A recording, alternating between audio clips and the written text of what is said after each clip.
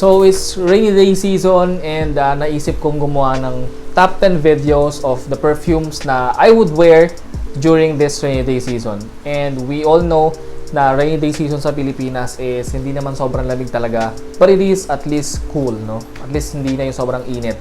So I've listed 10 perfumes in this video that personally in my current collection, these are the perfumes that I would wear during this season. Okay? Wala kayong makikitang fresh scents dito, or hindi naman ako pwede magpunta rin to the dark scents, okay? Doon lang tayo sa gitna because again, hindi naman sobrang lamig talaga ng bansa natin during this time. So these perfumes are gonna be somewhat thick, medyo makapal na mga scents or medyo gourmand scents. So doon lang maglalaro yung mga perfumes na nandito sa list na to. So with that being said, let's start this video.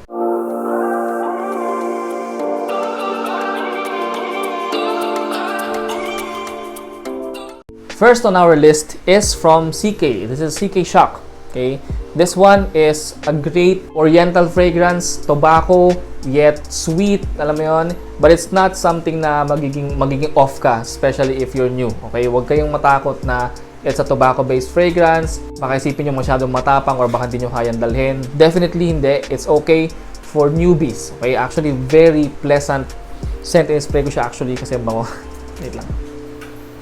Yun, so sobrang bango ng scent na to. Kasi ito lang din yung time na pwede mo siyang magamit. It opens up sweet. It is also aromatic. It has lavender. It has cardamom. So yan dalawang yung pag nagsama, sobrang bango talaga. Then you have amber and tobacco at the base, which is again, very pleasant combination. So perfect, okay na okay pa rin to kahit newbie ka to this kind of scent profile. Performance is below average, so medyo magdodoble ka ng spray on this one or you might have to reapply. By the way, all the links of these fragrances kung saan kayo pwedeng bumili is gonna be in the description box, so check that out after the video. Next on the list is Salvatore Ferragamo Uomo. So ito tinatawag nila na tiramisu fragrance, which is I totally agree.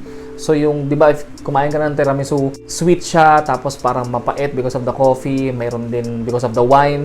So yun basically yung makukuha mong scent from this fragrance. Medyo manamis-namis siya and may konting pait because of the coffee, or medyo parang boozy, almost boozy. So yun yung makukuha nyong scent from this perfume. And again, it's really good for cold or parang gantong temperature. Ginamit ko ito minsan sa office. Actually, I got a compliment using this one. Surprise ako kasi iniisip ko kung may makakakuha ba akong compliment. I'm not sure if it's long lasting or may sillage ba siya, may scent trail ba siyang may iwan, hindi ko sure. But luckily na may nakuha akong compliment using this one. Surprise ako, pababa ako ng hagdanan.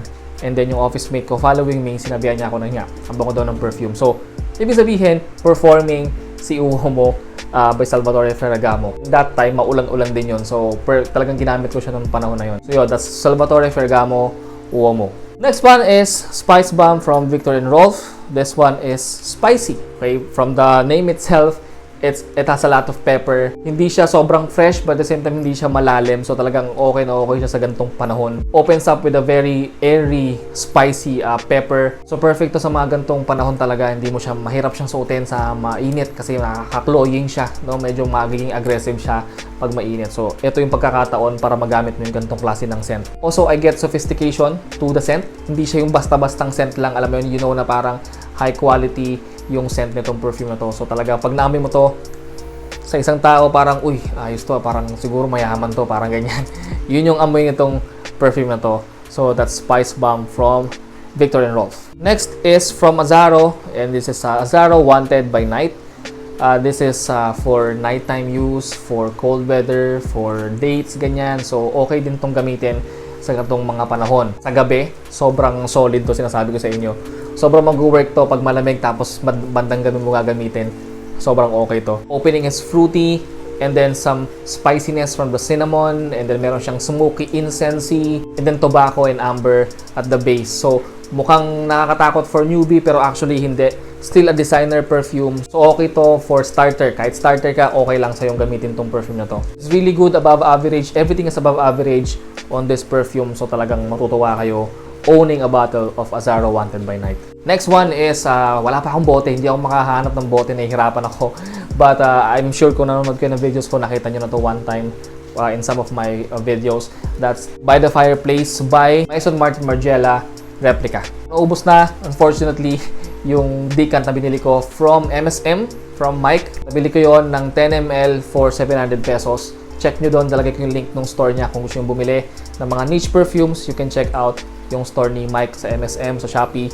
Puro niche ang tinda niya ron, karamihan. So, what's good about the fireplace? Sobrang perfect niya sa malamig talaga. Okay, yung malamig talagang panahon. Hindi naman kailangan maging winter kung nasa aircon kang lugar. Okay na yon. Kasi nagiging parang aroma siya ng paligid. Sobrang comforting, sobrang cozy nung scent. Alam mo yon, parang kahit hindi maganda yung bahay mo or kahit hindi ka mayaman, pag nilagay mo yun sa hangin, magiging cozy yung aura ng lugar mo, ng kwarto mo, ng bahay mo. That's how good By the Fireplace is. It opens up very warm, a little bit sweet. Parang you can really get the idea, the vision na may burning chestnuts in front of you. Parang ganyan. Yun yung nakikita ko at na-imagine ko. Parang burning woods. Alam mo yun, pero medyo manamis-namis. Perfect na. For example, to, naka-hoodie ka in front of a burning chestnuts. Parang ganyan. That's how it smells. Sobrang quality.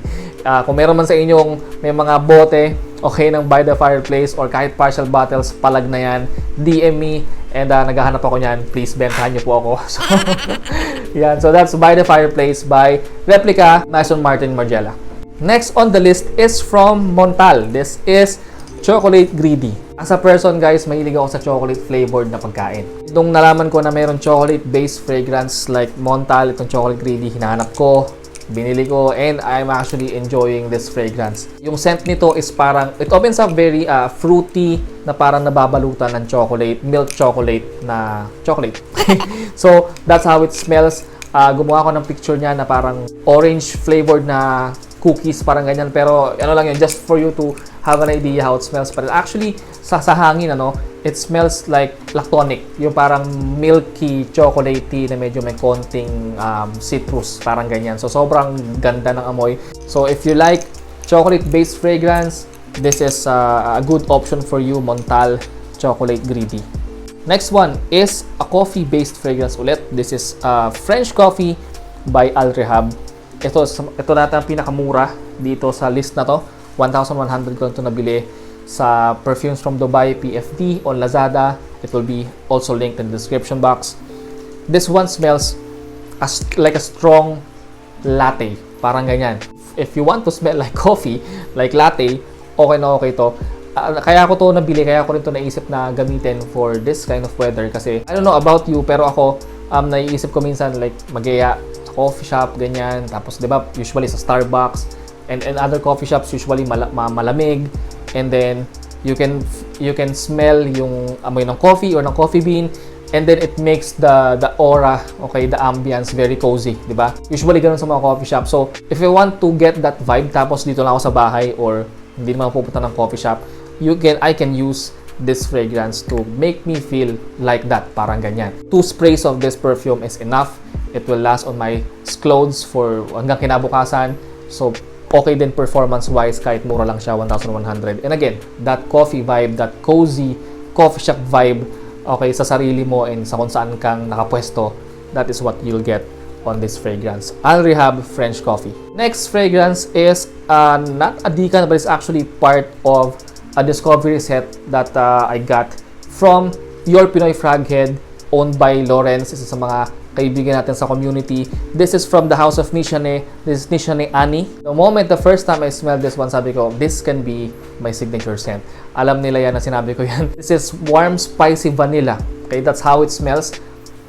And it's perfect for this kind of kasi hindi naman po pwedeng mainit, hindi naman sobrang lamig talaga. Okay, kung nakatira ka sa mga lugar na may winter, you can go darker. Pero ito, tamang-tama lang siya for this kind of rainy day season. Kasi it's just vanilla, may konting sweetness, may konting spicy, but it's more like vanilla that is unisex. So, sobrang solid nito, I'm telling you. Because of that, I actually ordered a full bottle of this one. So, abangan natin yan. Nasa September pa darating. So, maghihintay pa ako na matagal. Kaya, tinitipid-tipid ko yan.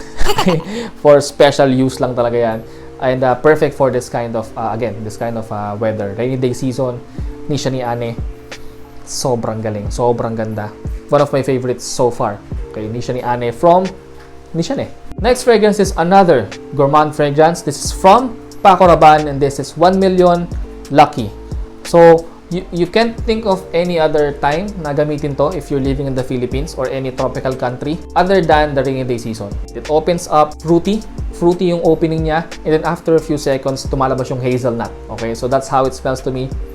Sobrang bango, promise. Sobrang bango na tong 1 Million Lucky. Nakaka-addict tong perfume na to, I'm telling you. If you want to smell fruity, hazelnutty, almost chocolatey, parang ganyan, napakabango. 1 Million Lucky, Paco Rabanne. Last but not the least is from Luxodor. This is Loyal Agar. This is 1,800 or 1,700 lang yata ang 80 ml bottle nito. It opens up very sweet, ambery, woody scent. Ito na rin yung time para magamit mo tong gantong perfume because it can be cloying, it can be offensive kapag mainit. So pwede to as a signature scent. Maganda to, like ko sinasabi. Niche perfume siya pero meron siyang mass appeal na meron sa mga designer perfumes. That's why madaling magustuhan. I'm telling you, if you haven't smelled Loyal Agar, nako, you're missing out, guys. And there you go, guys. I hope you like this video. And ingat po kayo dahil mukhang maraming mga binabaha sa paligid or may mga lindol pang nangyari. So ingat kayong lahat, guys. As always, guys, thank you for watching. See you in my next video. Peace out.